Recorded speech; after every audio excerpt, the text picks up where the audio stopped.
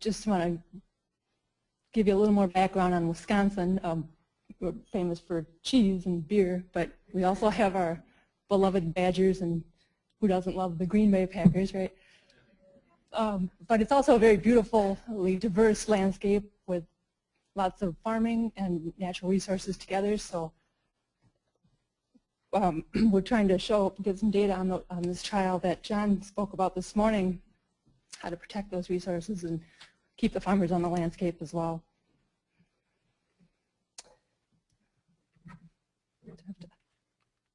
There we go. John showed the slide this morning, but I just wanted to emphasize again, our trial, it's not certified organic because our borders between plots are only 8 feet wide, so it's not big enough to fit the rules, but that's the only rule. We follow all the other organics to the rules to the T, so it's certifiable on paper, it just could not be marketed that way because of the lack of buffer. I forgot to acknowledge my co-authors. Josh, John, and John were the visionaries that set the trial up in 1989, and I came on about a dozen years ago. So they had pretty good, well, really good insight when they set up the treatments and set this really valid statistically design up so you can get some powerful data out of it. Again, one more on Wisconsin. We're in the news lately, obviously, with the government, but maybe less people know about our rankings in organic livestock. We're #1. We've got more than 300 dairy farms certified, and almost a quarter of the country's cows are organic in Wisconsin. So the livestock industry, mostly dairy, but also poultry, is driving the demand, I think, for these products. So the WICST, again, is that acronym for the mouthful of Wisconsin Integrated Cropping Systems Trial. About 20 years ago was laid out at these 2 sites with the Arlington Research Station, which was the previous picture, and then the Lakeland Ag Complex, which is on the border of Wisconsin and Illinois. And the difference is basically the drainage in the soil, and that's important when you're talking organic because it's hard to mechanically till wet soils, which was a problem at the Lakeland site quite often. And you know, we're getting into 20 years now of data, so John showed some yield trends. I didn't find any trends in our economic analysis, like Kathleen pointed out. It's even though prices are going up for crops, so are the inputs. So we're sort of not seeing a trend. And then I don't have the data today, but we're also finding trends that's in the pipe on soil carbon, life cycle assessment, and greenhouse gases. But today it's profitability. Again, just a quick review of the treatments.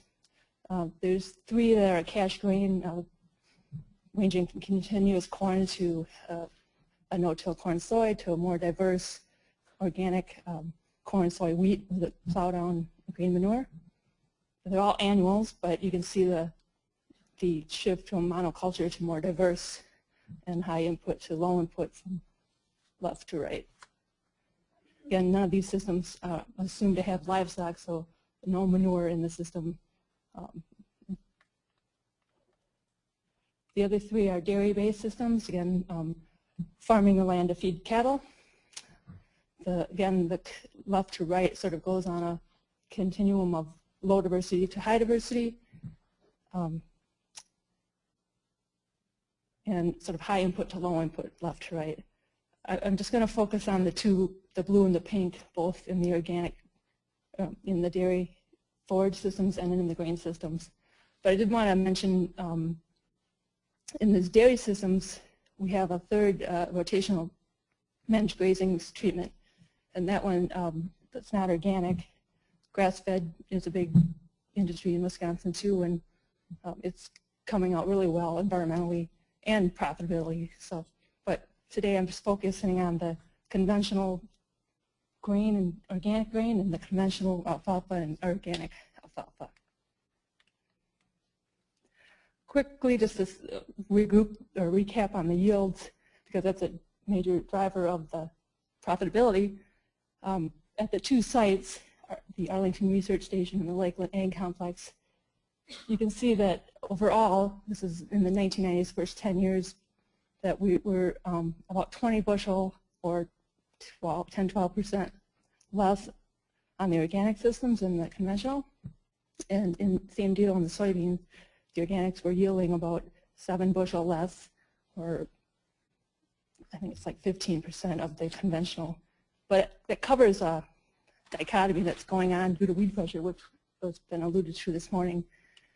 And we decided to look at what years we got good yields and what years we didn't, and looked at the weather to see why, if that was an issue. And when we had a wet May and June, which is when you need to be out there tilling your weeds, at both sites on the left, the two columns on the left, you can see we only got 72 to 76% of our conventional yields.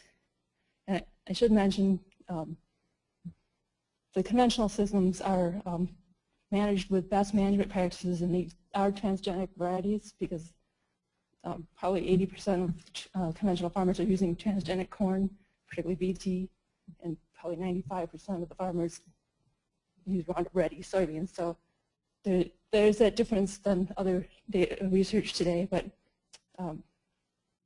even so, and other things of the systems, delayed planting in the organic, we've got good weed control, you've got good yields, and in corn we had 94 to 96% of our conventional, even with these disadvantages maybe of delayed planting and other seed. Same thing with soybeans. Weed control was huge, and we can achieve better yields if we can really control our weeds. Okay, now getting on to the economics. The term I'm going to use is gross margins, which is basically what you get sell your crop for minus your input costs. But it's basically returns to land management and capital. So it doesn't count fixed costs, but we price our grain off the combine, so at harvest, and our hay is priced from the forage quality auctions in the winter. And I don't have direct labor data, but we found that we can't farm the same amount of acres organically as you can conventionally because there's just not enough time in the day to get all that tillage done. So in our analyses, we've got different sets of equipment for these farm sizes, and particularly in the grain, even though when you look, all my data is on a per acre basis, keep in mind that we're farming less acreage because of the lower efficiency due to all the mechanical work. In the forage systems, they're both the same size, and you can get that because you got perennial crops in the rotation. Just some historical price trends. Again, we sold all of our crops as feed grade, not food, so we're being conservative when we price our organic crops. And you can see in the, and I also have built in no premium for the first 3 years, 92 to 95. So that kind of shows our transition year.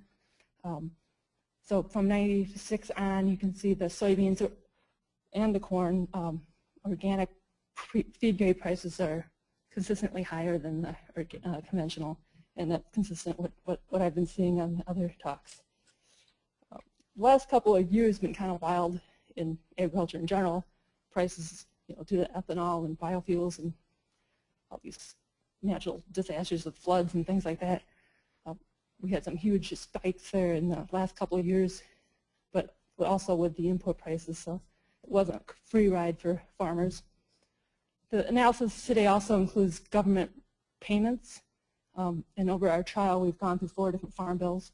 They're about 5 years each, and they are basically subsidies that cover range from direct payment to LDP, loan deficiency payment, and countercyclical. And it's all a little bit over my head, but the grain systems are based on 100% of the crops in the program, and the average payment was about $35 per acre per year. In the forage systems, because of the rules of the base and historical yields, we only put the corn acreage 1 out of 3 or 1 out of 4 years in the government program, so we're only about $10 per acre for the forage systems.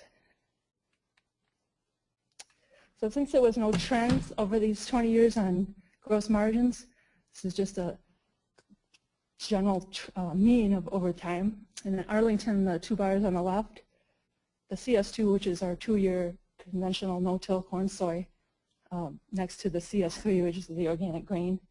You can see at both sites the organic grain had higher gross margins, quite a bit higher, and primarily due to the organic premium. But if you took the green bar off, even without the premium, the organic are pretty close to the conventional. So most of that's due to the lower inputs. And then the forage systems, notice the axis is just a little bit different. In the grain, we're up at 450, and they're a little bit lower in the forage systems, primarily because you got less feed grains that you're selling in the forage systems. But again, compared to the organic versus conventional, the organic is significantly higher in both sites. And if you took the green bar off, they're almost equal. And just mention that in the forage systems, they're only lately has there become an organic premium on the forage, and maybe just in the last couple of years, $20 or $30 a ton. So most of that is just the corn, and it's doing really well. So just because there's too much data to put on one slide, I cut off the first 10 years because not much was going on in gross margins. There was $2 corn pretty much every year or less, and sort of low input prices. But in the second decade, it's kind of even at the end of the decade, you're starting to see a new era of high prices and just global changes. But in this last decade, in the grain systems, this is our corn, soy, wheat rotation. You can see up till 2005, fairly consistent yields. And then 06 and 07 and 08, we're starting to really climb in our gross margins. And again, the 07 and 08 were $9.50 in corn, $9.50 corn. And we're actually, I think, at that again right now. But I just wanted to point out that, again, if you look over all those years, the premium is really almost half of the whole overall gross margin. 2004 was the only year out of 18 we had a crop failure. It was corn, and this is kind of our rehab issue. Up till 2002, we were using treated seed, but non-GMO and no chemicals, no fertilizers in the organic. But when the National Organic Program rules came down in 2002, then we went to only organic varieties and untreated seed, and our weed seed bank that had been built up caught us in the crop failure. So in 04, we had to replant our corn, and it was a cool summer. The corn never matured, and we got really poor yields. But that was just 1 out of 18 years. So although it can happen, it was pretty rare at our Arlington site. And then from 2005, it was a dry year, but the weeds got us again. So in 06 on, we started honing in on, we knew the weed pressure was really impacting yield. We, after 15 years, drew down our soil fertility that we started with super high P and K in the soils. Now we're starting to need to buy some fertilizer. And so we're getting, because we're kind of really focusing on weed control, we got more custom work to get that done, more expensive fertilizer. So those are driving up our prices, and then I'm going to show some specific costs. But quickly before I do that, the forage system, again on the same scale as the grain system, you can see overall the gross margins are a little bit lower. Same deal with 04, we had the corn failure. And Anything else? Remember the forage system, the dairy system has manure that's providing, and the alfalfa plow down providing the nitrogen for the corn. So we're not having to buy too much fertilizer other than potassium. One other issue that we, besides the heavy weed pressure, that we realize we got to really focus in on is our stand density, particularly in the corn. And we set up a trial in 06 to test. Was one of the things inherent in organic corn and soybean production is delayed planting, because farmers wait till the soil warms up so you get the crop up and out. But that also is a factor in limiting yield or reducing yield compared to getting it planted earlier if you can. So we wanted to see how far could we push our planting date up and get decent yields. Well, on the left side of the graph is an early planting, like May 2nd, May 5th, which is about when conventional farmers are planting corn. And you can see the red boxes are a treatment of a seed treatment that we were testing, and you can see there's a better stand there versus the other 3 treatments that didn't do so well. And on the right side is late May planting, so just having warmer soil. You don't have to have any seed treatment, but from left to on the left versus right, you're giving up a lot of yield just because of you're waiting 2 or 3 weeks. So we were testing a seed treatment that looked promising there in the red bars, and continued to use that. We also upped our seeding rates a little bit to help. Like my philosophy was, if there isn't a corn or soybean plant, there's going to be a weed. So because also of our mechanical tillage, we tend to knock that stand back a little bit. So some of our seeding costs, which I'll show in a second, are due to a little bit higher seeding rates. And then we've gone to the seed treatment on the corn. Starting in 04, UW started some organic corn hybrid trials. So we've been able to choose the best of the best. And again, we've really attacked the weed control. We bought a few new tools, a tine weeder, high clearance rotary hoe, disc killer cultivator, which basically one gang of discs throws soil from the row in between the row, and then the second gang throws it back. So you use a lot of soil disturbance and building, protecting the crop that's in the row. In our economic analysis, we also, because the farmer can't get across 200 acres of corn and 200 acres of soybeans timely enough, if we have to do more than 2 rotary hoeings, we'll custom hire the next one, but generally 1 or 2 rotary hoeings or tine weeding is enough, and then learning the earlier you do it, the less cultivating you have to do later. So the point is to get those weeds early when they're tender and breakable, and cultivate as a last resort, because that's more horsepower and more time, and it dries off the soil and brings up more weed seed. So I'm learning, but here's some of the equipment that we use in our trial. And just to point out, the conventional, because they're very efficient, the no-till particularly, you're not tilling any ground. Once you plant your crop, you go across with a sprayer that might have a 60-foot boom, so you can fly across these acres. But comparable is as far as acres per hour. If you have a 30-foot rotary hoe or tine weeder, you're not getting you're close to getting improving your efficiency of getting across the land timely.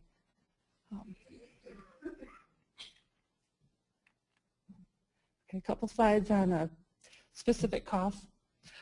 Corn prices generally are trending up, and the green line, the PEPS, is a profit through efficient production system. It's a contest for the top growers in the state, and that just kind of shows how we compare in our conventional and organic corn.